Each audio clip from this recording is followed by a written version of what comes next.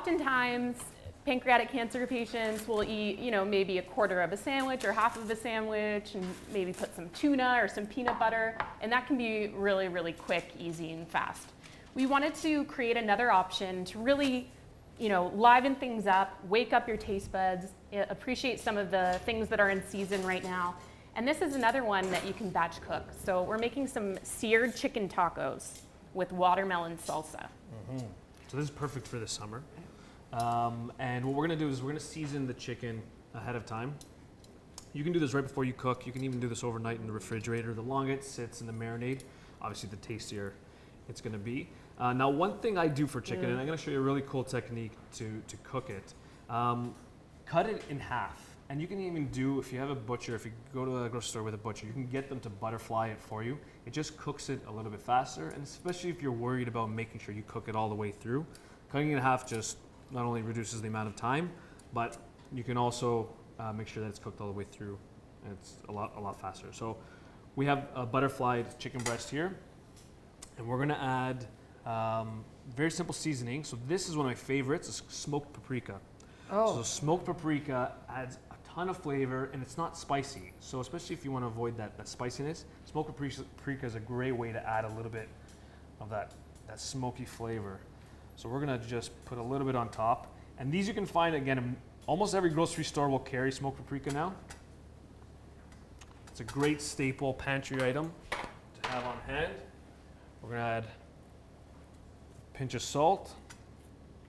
Both sides. Remember, whatever we do to one side, we want to make sure we do to the other. Beautiful. And a little bit of lemon zest. Now, Libby, do you use zest? Yes, citrus I do. zest at all? So, do you know how to zest? Yes. Yes, you know the tool. An experienced zester. So, do you want to let everyone know what this tool is? Because it's one of my favorites. It's a zester. Yeah. As a matter Rasp. of fact, a rasp. Rasp zester. The one I have at home is actually a rasp, and I think we got it from a construction supply. Oh, there you go. Yeah. All right. Works just as well. Perfect. It was before these became popular, and you just go You got like it. that. You wouldn't believe how much flavor is in the peel of your citrus. It's fantastic.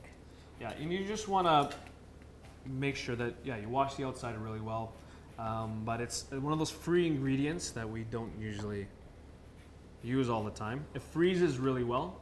So if you don't have a recipe that calls for zest and you need limes, zest them first. Put them in a little bowl, little dish, and put them in the freezer, and then you can use it any next. Is that enough? Yeah, that's perfect. Beautiful. Okay. Fantastic. Great Wait. zesting. That's a little mushy here. Yeah, There we I'll go. massage it Yeah. around. And we're going to add just a touch of olive oil to one side. So you can season it whichever way you like. Smoked paprika, lemon is what we're going to do today. And to cook it, this is a great technique, because we're talking a little bit about fatigue and not always wanting to cook and all the, we want to make it as simple as possible. Well, you don't want to be cooking, slaving over a stove, and you don't want to be scrubbing pots and pans. And caregivers as well are going to be under a tremendous amount of stress. They don't want to be in the kitchen for too long. Yeah. So this is a great technique to cut down on really the scrubbing. Now, have you ever used parchment paper? Yes, but before? never that way. Never this way. So this is a great way. We've taught this to cook fish before, but you can cook anything this way. And it's great if you don't have a non-stick pan, which, if you're not cooking with enough heat, sometimes you'll get that sticking of the protein onto the pan. So a little bit of parchment paper, and we have about a medium-high heat here, and we're going to add the chicken right on top of the parchment, and you should be able to hear the sear right away. And so we're cooking right on top of that parchment paper. And that's going to get a sear on that? We're going to get a beautiful sear. I didn't believe it either. Yeah, okay. You can Beautiful sear. sear. Okay, learn something And it's going to be interesting and new. It's going to be a non-stick as well, right? So with this size, if you have a butterfly piece of chicken, and we've outlined it on the recipes as well, you want to cook it for about 2 minutes on one side, just to give it that color, a really nice color.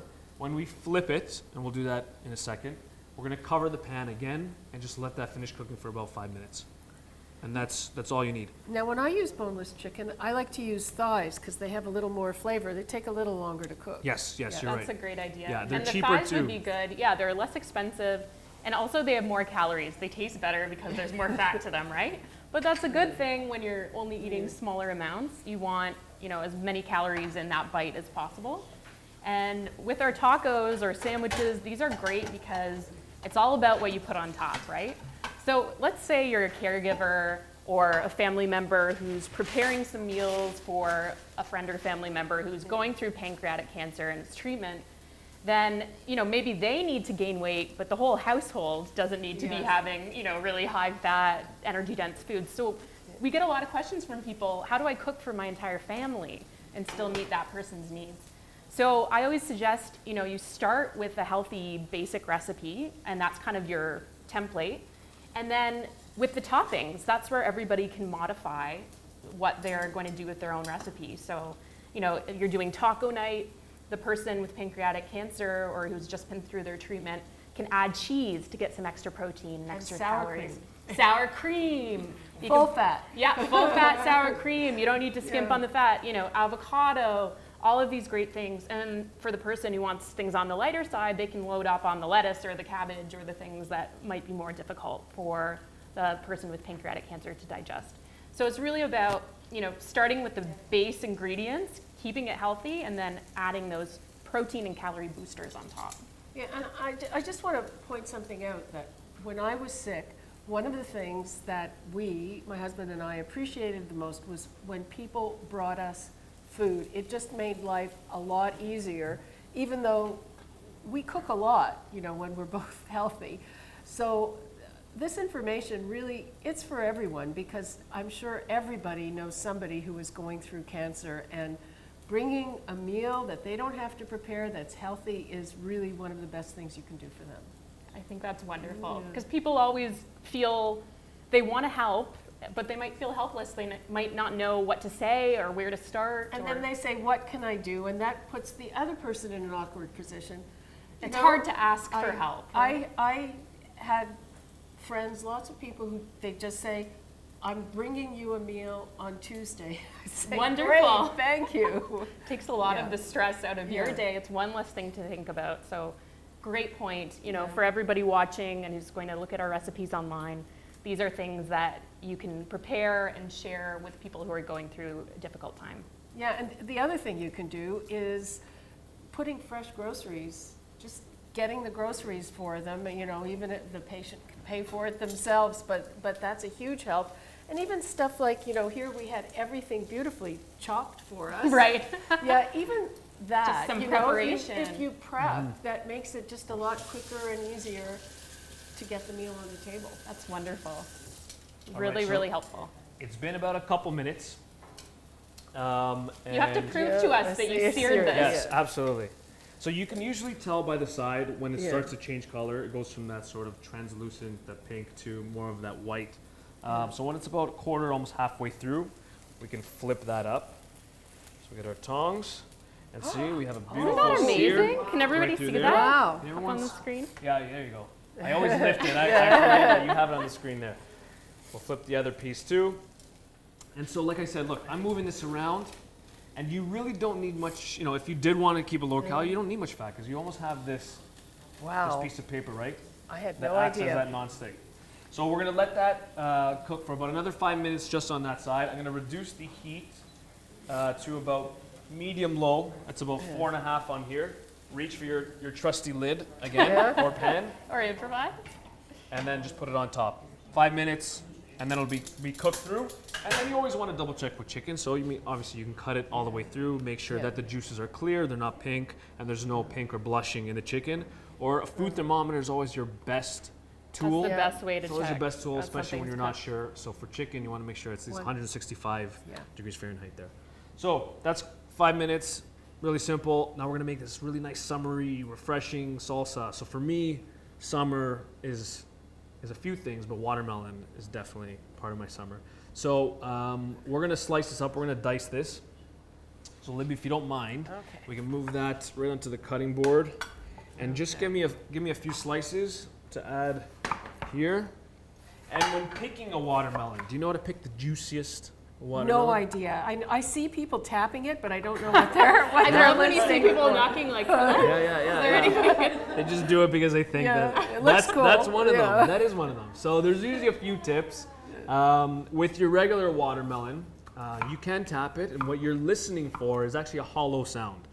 When it's hollow, that means it's nice and ripe. So that's one technique. The second technique is you sort of size it up. And when you lift it, it should be pretty heavy for its size. If it's too light, that means that it's already sort of past its prime. It's dried out, exactly. You want it to be heavy with water. It means it's going to be a good, juicy watermelon. Yeah, right? and then the third thing is the color. So for a regular watermelon, you want that nice green with those stripes on the top. On the bottom is where the watermelon actually sits on the ground, and it doesn't get the sun, and that's why it doesn't turn green. So you almost want it like a peachy color, like a light peachy color on the bottom of the watermelon. So those are the three things. Some people smell it, the watermelon. You can't really smell if it's fresh or not. If you can smell through that skin, I'm very impressed. It's a special technique. But for muskmelons, so for cantaloupes, for honeydew, so we have, and that's the beautiful thing about this recipe is you can use watermelon. I mean, cantaloupe. This is lemon drop. It's a new type of melon out there. But for those muskmelons, you can smell it. They do tend to give a bit of a sweeter odor off of the stem. So that's another way. That's right. We talked a little bit about making sure that you're getting enough fluid is important for everyone, but especially if you've gone through cancer treatment and you're experiencing side effects. So it can be challenging for people because you're already feeling a bit full. You're eating, every hour, every 2 hours, and then trying to get all of your fluid into your day, it's a lot of work. So even just by really choosing, a melon, we're getting some extra fluid there.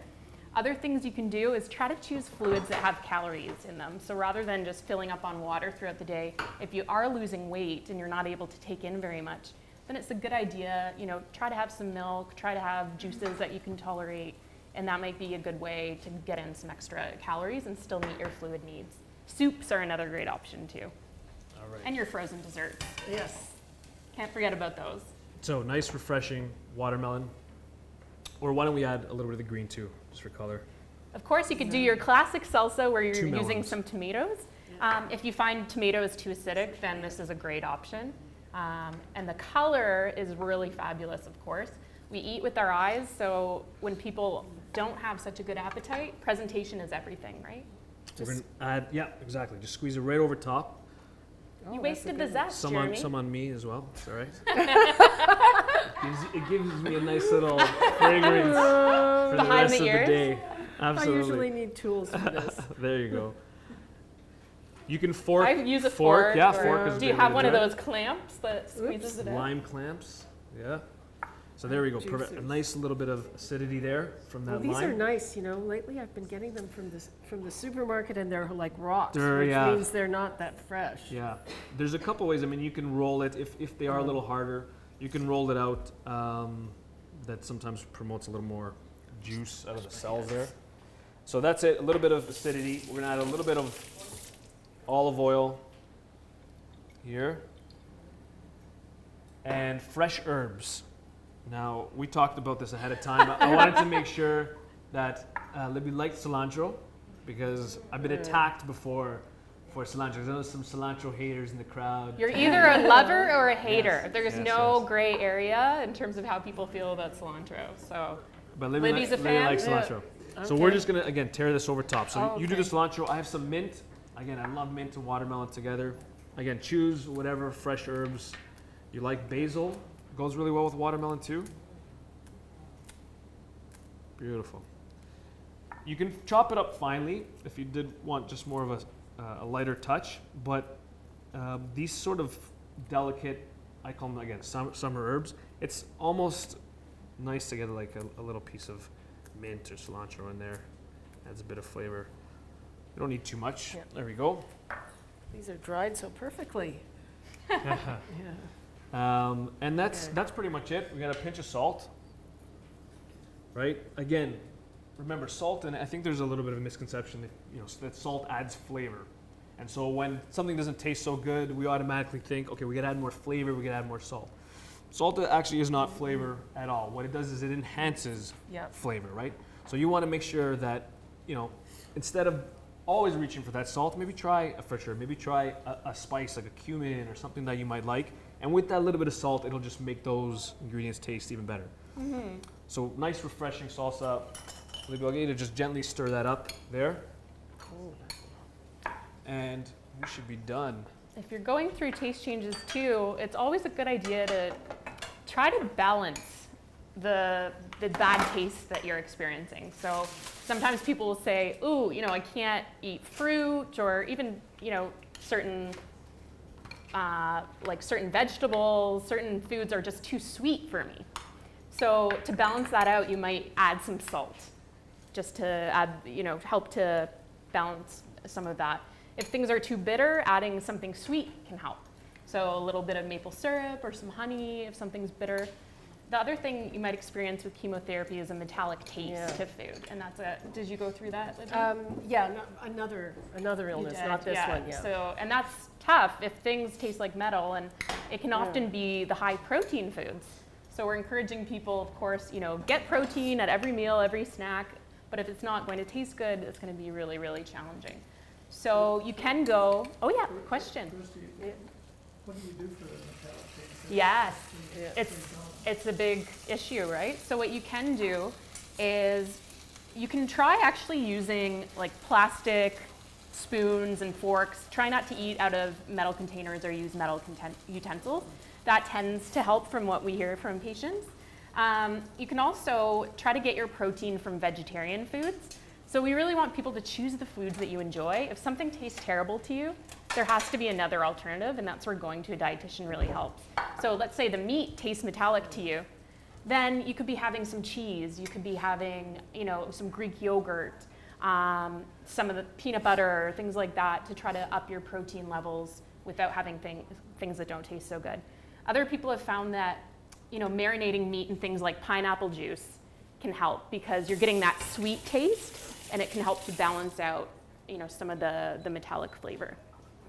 Yeah, great question. All right, so our chicken is done. And like Looks I said, great. nothing sticks to the pan. We're gonna take this right out. Like really, like I'll just give it a wipe. But other than that, nothing is sticking. Like there's less work to be done after, which is always fantastic. So Sorry, Jeremy, just a Yes, question. So absolutely. let's say you wanted to do this in a big batch. So you're not going to use the pan. Would you just put this in the oven on some parchment paper on a tray? yeah, put it How long would you onto a cook it? baking tray. So at about 375, actually about 400 degrees Fahrenheit, it should take about 25-30 minutes. Okay. And that's for a full breast. If it's butterflied in half, looking at about 20 minutes or so. Again, use that thermometer just to make sure, just to double check, but that should be able to cook right through. Perfect. Absolutely. And again, yeah, parchment paper technique. Use Then it you're again. not scrubbing that You baking don't want dish. to scrub the baking dish. So we're just gonna like roughly chop this up. And we have some corn tortillas here, but you can use whatever you want. So these are gluten-free, but You could go for a white Are these tortilla. heated? Oh, no, they're- you can warm them up. Yeah, I warmed them up. They cooled down while we're waiting, but definitely, yeah, warm them up a little bit. And we're gonna put a little bit of that Just chicken put on. them in a pan with no fat. Mm-hmm. Yeah, That's a Yes. great idea. Yeah, you can wrap them up with some foil too and just pop them all into the oven. Just give them a quick steam. And then, Libby, if you want to add a little bit of that salsa right on top. Oh, that looks Looks yummy. beautiful. Yeah, very nice. Can't put too much or they'll be hard to, how do you roll them up? I always put, Just does anyone else Eat them overstuff like a their taco, tacos? like that. Oh, you just eat them, Yeah. oh, you don't roll, it's No, it's not not a wrap. not a wrap. But you can definitely do this like a wrap as well, for sure. That would work. Now we're adding a little bit of avocado. And again, this is all by choice. Whatever you like. The avocado is, of course, a good healthy fat, so you're upping the calories. And then Some a little extra bit protein and of deliciousness feta with our feta cheese. on top. And remember that feta is going to add a little bit of that saltiness as well. So you don't have to over season your chicken and your ingredients here. Feta and watermelon is such a great flavor combination. Oh, yes. The sweet and the salty. Beautiful. And that's it. I mean, we started from scratch. In less than 10 minutes, you know, we have chicken tacos for everybody.